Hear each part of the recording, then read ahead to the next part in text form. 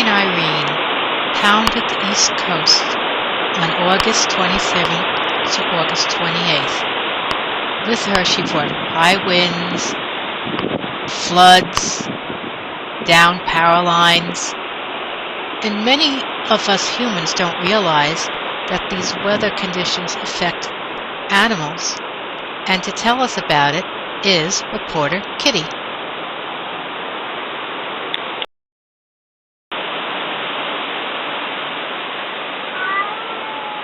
Really? What'd you see in the hurricane?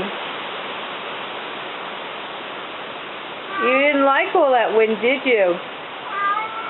Yeah. You couldn't walk around.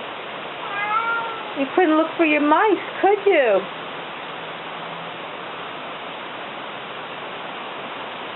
You don't like all that rain, huh? And the wind, oh. You don't like that wind on your fur. Then you have to clean yourself again. Huh? What? Really? Aww.